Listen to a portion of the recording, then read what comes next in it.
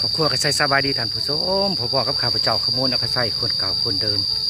เพิ่มเติมกับสิพาท่านผู้ชมมาติดตามเบิ่งอีกส่วนหลังจากที่ตัดแล้วมันจะมีความแตกต่างกันในนอนท่านผู้ชมระหว่างตัดกับบ่ทันตัดแต่สีประมาณนี้ไปเบิ่งนำกันท่านผู้ชมนี่ท่านผู้ชมตอน บ่ทันตัดกับตอนตัดมันก็แตกต่างกันมันก็เป็นบางๆท่านผู้ชมเพราะว่าตัดออกไปแล้วเมื่อวานนี้เมื่อวานนี้ตัดไปได้อยู่20,000ท่านผู้ชม24 โลหนึ่ง30,000ได้ท่านผู้ชมเป็นบางๆแต่ว่าหลังจากตัดออกแล้วก็เห็นหมักถั่วเต็มอันเนี้ยท่านผู้ชมเบิ่ง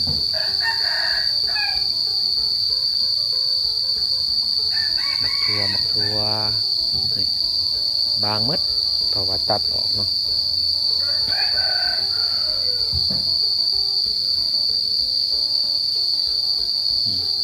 ตัวนี้เป็นล็อกนี่ท่านผู้ชมเบิ่งหมักถั่วก็ยาวแท้ยาวว่ะยาวลีท่านผู้ชมเอ้ย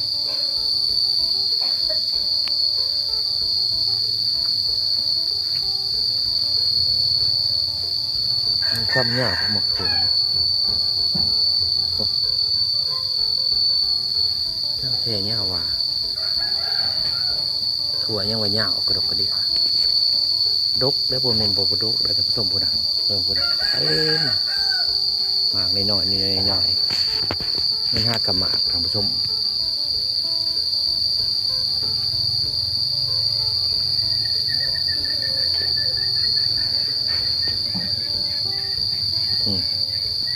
เห็นบอกความแตกต่างท่านผู้ชมหลังจากที่ตัดออกมันก็บางเนาะเบิ่งไปลุ้นกันเบิ่งว่าคลิปหนามันสิแตกสำใดเนาะอันนี้ก็บางมัด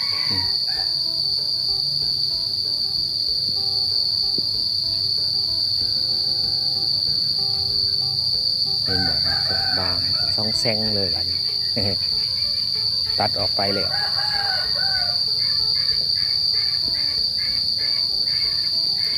โลหนึ่ง30,000ได้ทานผู้ชมเอ้ย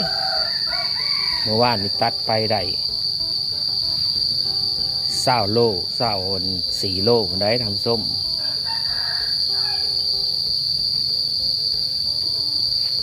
อันนี้ล็อกนี่แต่ว่ายอดอันมักน้ำนี่ปุ้ยคือลึกขนาดทำผู้ชมเบิกมันแตกนะมักน้ำเต้าแตกแท้แตกว่ามันนี่เมนซีตัดไผ่เลี้ยงหนองท่านผู้ชมจะเอาไผ่เลี้ยงหนองออกมันนี่ทายอีกพูดแหละป่าไม้เลี้ยงหนองแต่ว่าผู้เดียวท่านผู้ชมเอ้ยสีใดอันบริถ่ายคลิปให้ท่านผู้ชมเบิ่งแล้วเพราะว่ามันมือหนึ่งตัดมือหนึ่งถ่ายมันกับสีภาพกับสีบงงามท่านผู้ชมเบิ่งบรรยากาศอ้อมหอบสวนข้าพเจ้าเบิ่งความอุดมสมบูรณ์ของดินพืชพันธุ์นะเขียวซุ้มท่านผู้ชมเบิ่งพูดอันนี้เป็นป่าเกตเบิ่งฟังเสียงไหมท่านผู้ชมเสียงอย่างโพจนบริงินยังท่านผู้ชมลายกับลายเถลายว่าเสียงคนนะปกติมันมีนกอันนั้นท่านผู้ชมนกแซวนะนกแซวมันไหลมันแล้วมันอันนั้นแต่ว่าปีนี้บ่เห็นนกแซวเด้อเบิ่งปานมักแนงข้าพเจ้าลายเลยเด้อเท่าโตฝากมาหายท่านผู้ชมอาจารย์โตยูนมหาลัยจำปาสักฝากมาให้อันนี้เป็นหมากกาแฟด้วยท่านผู้ชมต้นกาแฟกับปักงามได้งามดีงามอริอรอเบิ่งต้นอัน อันนี้ต้นสารนี่นะท่านผู้ชมต้นสารนี่งามดินอันนี้ปลูกพืชนี่ก็บางงามเอากระดกกระเดียท่านผู้ชมงามได้งามดีงามดีรอ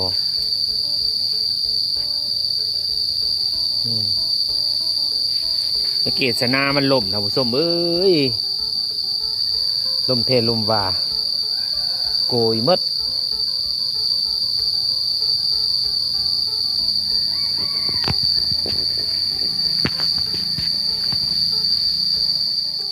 เลาะเบิ่งใหม่ท่านผู้ชมเลาะเบิ่งสวนมือนีเซียนยุ่งมือนีซีตัดอันนั้นไผ่เหลียงหนองเนาะเบิ่งกาแฟนะต้นกาแฟนะท่านผู้ชมก็มันงามนะกาแฟเนี่ยมึงนี่งามแท้งามหว่างามมาดีรอเบิ่งทีลึกว่ามันงามกับงามโผล่งามโผล่มันงามย้อนดินเลยท่านผู้ชมเอ้ยดินงามแล้วมันก็งามเนาะมึงนี่แต่กาแฟเบิ่งกันต้นมากันข้ามปอมนะต้นข้ามปอมนะผู้ชมเราเบิ่งเฮ็ดก็เฮ็ดสิออกบ่เราเบิ่งเฮ็ดถ้าได้บักม่วงหล่นอันนี้ม่วง3ฤดูท่านผู้ชมมันหล่น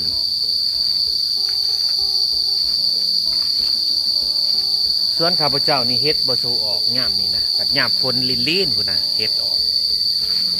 เฮ็ดพวกจอมดำท่านผู้ชมออกหลาย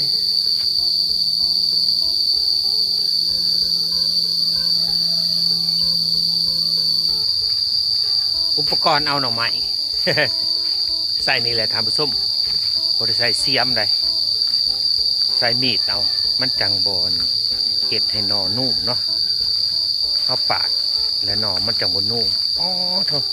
เบิ่งปวกอันนี้นะมันขึ้นอยู่นี่ท่านผู้ชม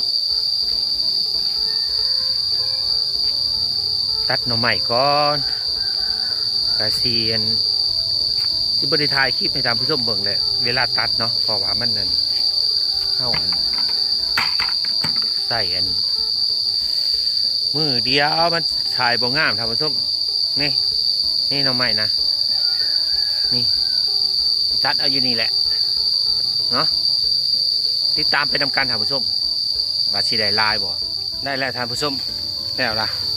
นี่เบิ่งหน่อมันความมันใหญ่แท้ใหญ่หว่าท่านผู้ชมคุณนะเลี้ยงหน่องเด้อตัวนี้นะนี่